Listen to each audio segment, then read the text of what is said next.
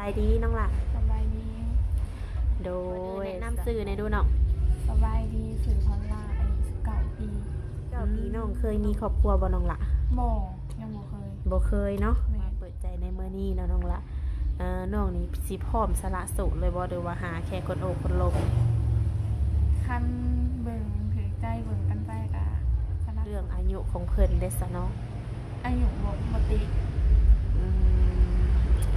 หา60ก็ได้บ่ทักทายสบายดีปีใหม่เด้อ FC เบิร์ดสุขุสุคนบ่ว่าสิอยู่ภายในหรืออยู่ต่างประเทศก็ยังดีต้อนรับเข้าสู่ช่อง YouTube ของสาระหน่อยอีกแล้วทุกคนเด้อปีใหม่นี้เนาะทางสาระหน่อยก็ขออวยพรให้ FC เนาะจงมีสุขภาพร่างกายแข็งแรงร่ำรวยเงินทองเด้อทุกคนเด้อเจ็บบ่ให้ได้ไข้บ่ให้มีเนาะให้มีแต่เงินได้น้องทองได้มาเนาะทุกคนมีความสุขตลอดไปตลอดปีเนาะโดยมื้อนี้เนาะทางสาวน้อยก็ได้เดินทางมาหาทางผู้สาวโสดทุกคนเลยถ้าเกิดว่าไผที่ว่ายังบ่ทันมีคู่มีคิงเนาะก็มาเบิ่งคลิปนี้ได้เด้อทุกคนเด้อซึ่งเนาะทางผู้สาวโสดนี่ก็คือเป็นผู้จบผู้งามคนเลยเป็นคนหุ่นน้อยผิวขาวเนาะทุกคนเนาะทางสาวน้อยคิดว่าคงสิถือใจหนุ่มๆบ่หน่อยก็ได้ทุกคนเลยตอนนี้ก็มาฮอดจอดถึงบ้านซองของทางผู้สาวโสดแล้วเนาะทุกคนเนาะทางบ้านเพิ่นกับยังเป็นยังไกลทุกคนเลย โดยก็โอเคเนาะทุกคนเนาะทางสาวน้อยก็บอกว่าได้ย้ายห่างเนาะก็สิพา FC เข้าไปโอบไปลมนำน้องเพิ่นก่อนเนาะทุกคนที่ผ่านมาทางน้องเพิ่นเคยมีครอบครัวบ่เนาะโด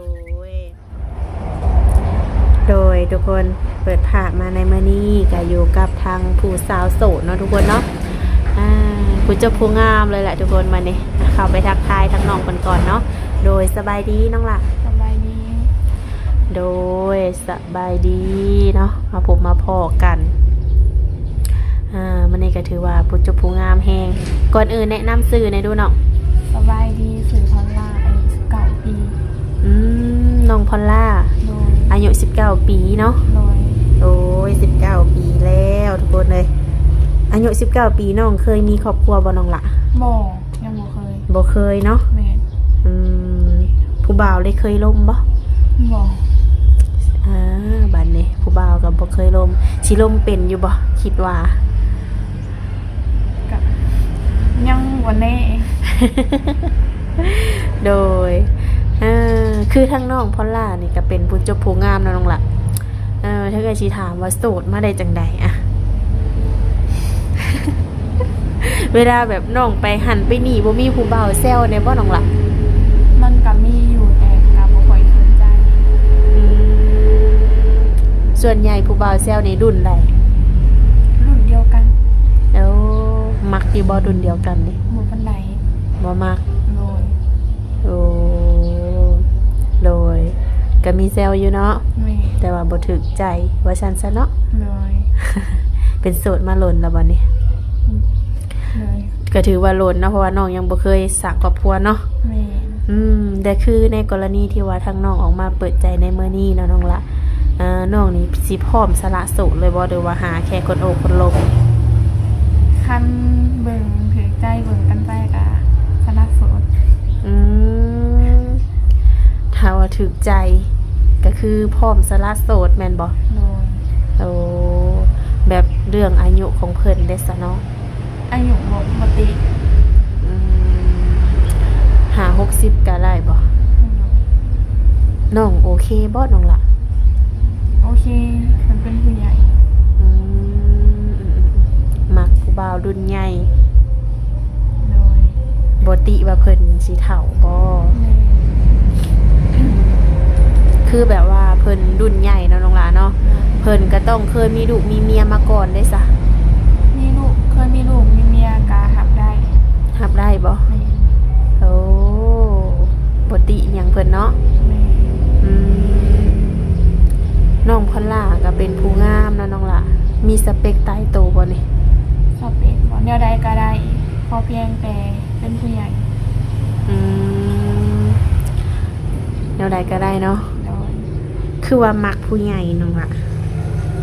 รุ่นเดียวกันเด้ รุ่นเดียวกันบ่ค่อยปานใด บ่มักบ่ โดย มักเป็นผู้ใหญ่กว่า โดย เออถ้าเอาเฮ็ดดูกเฮ็ดผัวก็ได้แม่นบ่ ในการที่ว่าโอลมกันนี้น้องต้องใส่เวลาหล่นบ่ ก็ยิงตามเพิ่น อืมว่าเพิ่นสิเฮ็ดให้เฮามั่นใจซำใด แม่น โอ้โดย คือถ้าเกิดว่าเพิ่นนี่เฮ็ดให้เฮาเห็นก็คือไวแม่นบ่เวลานี่ แม่น อืมและคนที่สิเข้ามาหาน้องนี่เพิ่นต้องเฮ็ดแบบใดน้องล่ะ การกระทำของเพิ่นนี่ พอเพียงแต่เพิ่นดีกับเฮาแต่การว่าแบบมีความเป็นผู้ใหญ่มีความเป็นผู้นำ โดยอืมมักอยู่ว่าผู้บ่าวแบบโทรตลอดดีนะเนาะโทรหาเฮาตลอดนี่มักอยู่บ่แบบนี้ ก็ยิงตามเพิ่นคันว่างก็ทำ เดี๋ยวแต่เพิ่นเนาะแต่ว่าทางน้องนี่ถ้าว่าน้องว่างก็คือรับสายเพิ่น แม่น อืมโดย หน้าตาของเพิ่นน้องก็บ่ได้ติเนาะ แม่นบ่ติ เพิ่นกินเหล้าสูบยาได้ซะน้องล่ะ บ่มักปานใด บ่มักแม่นบ่ โดย โอ้บ่มักนี่คือแบบว่าตัดออกเลยแม่นบ่ โดย นอกจากว่าเพิ่นเลิกแล้วจังมาโอ้มาลมน้ำน้องได้เนาะแบบนี้ อืมโดย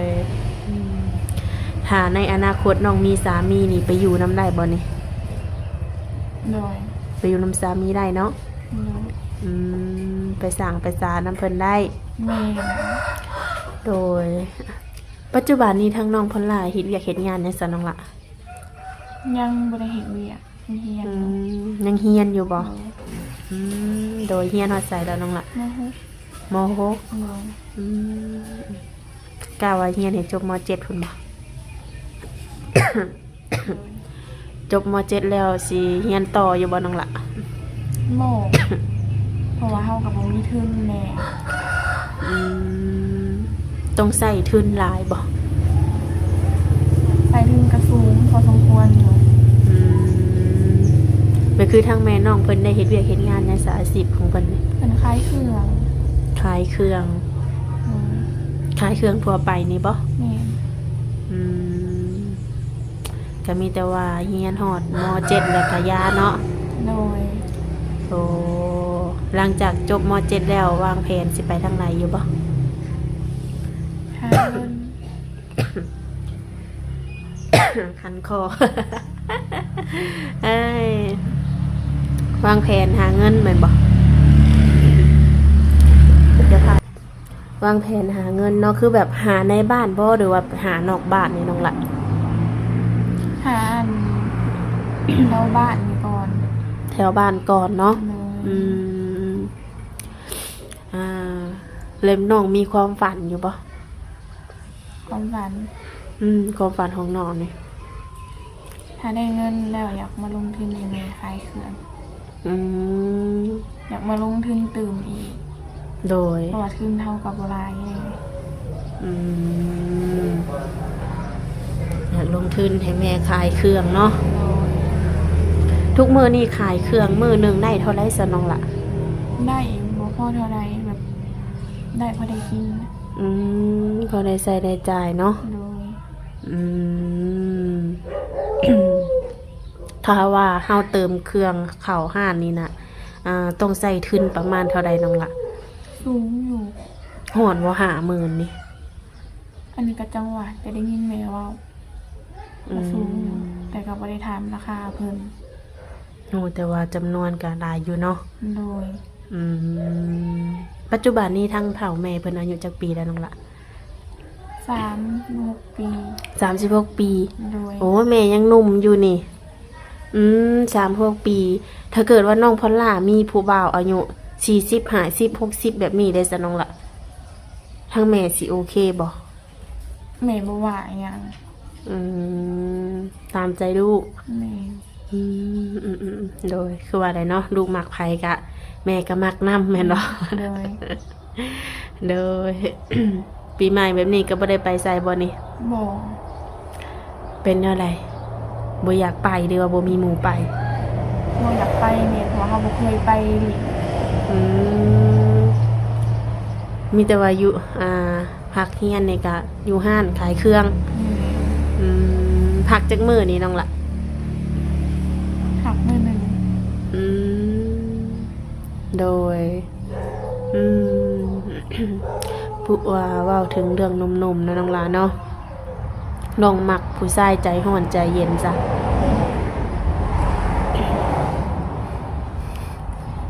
อันนี้ยิ่งตอบบ่ได้ หรือว่าแล้วแต่คนสิเข้ามา โดย เออแต่ว่าเบิ่งทรงน้องในทรงสิใจเย็นเนาะแม่นบ่ โดย อืมผู้จบผู้งามหัวใจก็ยังว่าง มักผู้บ่าวรุ่นใหญ่อีกเนาะพอห่างพอหมายนี่น้องบ่ติเนาะ แม่ เขามาโอมาลมได้ คือแบบน้องเปิดใจในรอบนี้ก็มีทางติดต่อให้ผู้บ่าวอยู่บ่ซั่นนี่ โดย มีหยังแน่น้องละ มีลาย มีเท่าไรฮะ โดย อืมโดย คือน้องเคยลมอยู่บ่ผู้บ่าวรุ่นใหญ่นี่ เคยอยู่ เคยอยู่เนาะ โดย อืมเป็นอะไรคือเลิกลากันซะน้องละ มาเข้ากันแล้วก็เข้าใจกัน เพิ่นบ่เข้าใจเฮาแบบได้คบหาเป็นสู้เป็นแฟนกันอยู่บ่ ยัง มีแต่ว่าคุยกันซื่อ โดย ๆโดย อันนี้ก็เป็นเฮือนซานของน้องบ่นี่นะ เพื่อนพอเฒ่า เฮือนพ่อเฒ่า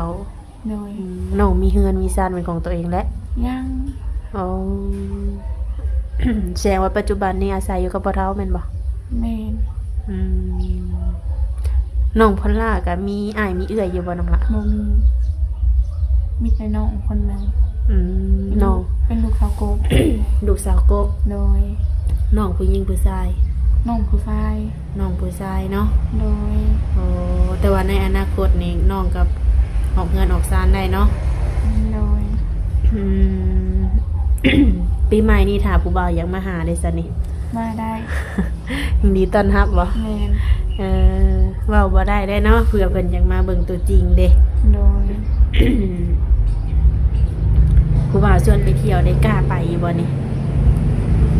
ยังบ่มั่นใจปานใด เคยไปอยู่บ่ บ่ บ่เคยจักเทื่อ โดย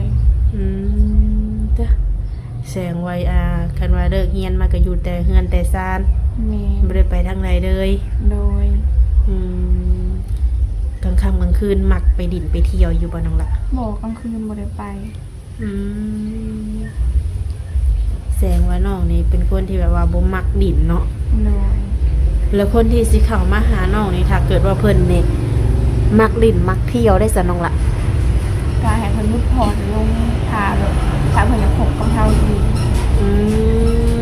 โดยถ้าว่าเพิ่นนี่มักฮักเฮาอะดีเนาะ แม่ จากที่ว่าไปเที่ยวทุกมื้อก็อาทิตย์หนึงเทื่อหนึงหรือ2เทื่อแบบนี้เนาะ โดย โดย ถ้าเจอคนที่มักฮักก็คือถือว่าพร้อมสละโสด โดย คือแบบว่าน้องเฮียนทุกมื้อนี่ก็ค่าใช้จ่ายนี่หลายบ่น้องละ กาลายอยู่ น้องของน้องของพันลาก็เฮียนแม่นบ่ แม่นเรียนนำกัน น้องอยู่ม.ใดน้องละ น้องอายุมสอง แต่ว่ารายจ่ายนี่คูณ2เนาะ แม่ คูณ2คูณ3พุ่นแหละทุกคนเลยทั้งแม่เพิ่นนี่หาเงินผู้เดียว โดย แล้วคือทั้งแม่เพิ่นก็บ่ได้บอกแบบให้เอาลูกเอาผัวแบบนี้บ่น้องละ ยังบ่ได้ยินเพิ่นเล่า แสดงว่ายังห่วงลูกสาวอยู่ ลูกสาวกำลังเป็นตาหักตาแพงเลย ในกรณีที่ว่าโอ้ลมผู้บ่าวรุ่นใหญ่แต่แบบใหญ่กว่ารุ่นแม่ ก็คือทั้งแม่เพิ่นก็รับได้เนาะ โดย แต่ว่าถามว่าเอามาเห็ดดูเห็ดปัวนี่ก็คือขึ้นอยู่กับน้อง2คนเนาะ โดย ว่าสิโอลมกันแบบใดเข้าใจกันบ่เนาะ โดย กินข้าวเที่ยงแล้วมื้อนี้ฮะ กินแล้ว ได้ยังกินมื้อนี้ ก กินตามบักหุ่ง กินแต่มังหุงคือกันกับเอื้อยเลย เออ ปีใหม่ปีหยังก็ว่าได้ไปดินไปใส่เมื่อคืนนี้ได้ข่าวลาวน้ำข่าวอยู่บ่ บ่ หมู่ข่าวลาวเฮานอนแม่นบ่ แม่น ว้าจังพอจังว่าบ่มีผู้บ่าวน้ำข่าวผู้บ่าวอยโรงเรียนบ่ได้แซวบ่น้องล่ะ บ่ บ่น่าเชื่อผู้จบผู้งามปานนี้ ส่วนใดสิแบบเป็นหมู่กันแม่นบ่ แม่น เนาะอยู่ในวัยเฮียน อืม คือแบบแม่น้องขายเครื่องนี่ขายพวกข้าวต้มขนมบ่น้องละหรือว่าขายแบบใด ขายพวกประเภทพวกอาหารพวกสุ่มไก่สุ่มกรอบไก่ อืมแต่แบบว่าข้าวต้มขนมพวกแนวกินนี่ยังบ่ได้ลงแม่นบ่ บ่ อืมถ้ามีทุนก็สิลงอยู่บ่น้องละนี่ โดย เอาโดยถ้าเกิดว่ามีทาง FC เพิ่นเนาะยื่นขอเสนอมาแบบว่าสิลงทุนค้าขายให้แต่ว่าน้องพอลล่าต้องคบหากับเพิ่นแบบนี้ได้ซะ เขาก็ยังบ่กล้าหับเงินเลยเพราะว่าเขายังบ่ได้ร่วมกัน ต้องร่วมกันก่อนแม่นบ่ ร่วมกันให้เข้าใจก่อน อืมโตให้มีผู้เสนอให้ก็คือถือว่าบ่ฮับแม่นบ่ ต้องลมหูจักนิสัยใจคอกันก่อนเนาะ อืม บางทีเฮาหับไปก่อนบัดจักเพิ่นสิเป็นคนแนวใดเนาะน้องละ แม่ ผลเสียมันก็สิตามมาได้บัดนี้เนาะ แม่ แต่คือทางน้องนี่ก็ถือว่าออกมาเปิดใจในรอบนี้กับความพร้อมก็มีอยู่เนาะพร้อมสร้างพร้อมซาไปนำกันเนาะ โดย แบบคนที่สิเขามาหาน้องนี่แบบน้องต้องจำกัดอยู่บ่ว่าเพิ่นต้องแบบเป็นคนรวยอหย่างแบบมีขนาดน้องล่ะ บ่จำกัด อาชีพเวียกงานเพิ่นเด้ซะ อาชีพอย่างงานถึงกับบ่ติด ขอแค่ว่าเพิ่นดูแลไร่ว่าซั่นเนาะ โดย โอ้แบบถ้าเกิดว่าเขามาหาเฮานี่ ดูแลครอบครัวเฮาจุนเจือเฮาได้ก็ถือว่าโอเคแม่นบ่ โดย อืมโดยเนาะก็ถือว่าทั้งน้องในกาเป็นผู้จบผู้งามเป็นผู้สาวโสดยังบ่เคยผ่านการแต่งงานเนาะ แม่ ผู้บ่าวมีลูกติดเคยมีอดีตมาแล้วก็ถือว่ารับได้ แม่ หลักๆก็คือเน้นความเข้าใจเนาะน้องละ โดย สาเหตุที่ว่ามักผู้ใหญ่กว่าก็อยากมีผู้นำแม่นบ่ โดย เป็นพาหาพาสากเนาะ โดย ก็มีแต่ว่าถ้าเกิดว่าไผที่ว่าอยากโอ้อยากลมน้ำน้องเนาะทักไลน์หรือแอดไลน์มาเนาะทุกคนเนาะทางน้องเพิ่นก็มีไลน์ให้เด้อ พร้อมโอลมนะวะ โดย น้องสะดวกคุยตอนใดซะน้องล่ะ ยามใดก็ได้แต่ให้เป็นยามว่าง โดย ก็มีถ้าเกิดว่าเพิ่นโทรมาถ้าน้องบ่ว่างก็สิบอกเพิ่นเองเนาะ แม่ โดยทุกคนเลยก็มีแต่ว่าปิดท้ายนี้ก็ให้ทั้งน้องสมหักสมหวังเนาะน้องหลานเนาะ โดย ปีใหม่แล้วก็ให้พบพ่อเนื้อคู่ได้เนาะ เป็นโสดนี่ก็ถือว่ามาหล่นแห้ง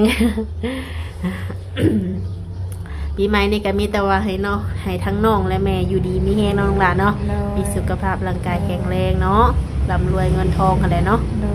โดย โดยจังไรก็ไว้พบพ่อกันในคลิปหน้าเด้อน้องหลานเด้อ โดย โดยสบายดีน้องหลาน สบายดี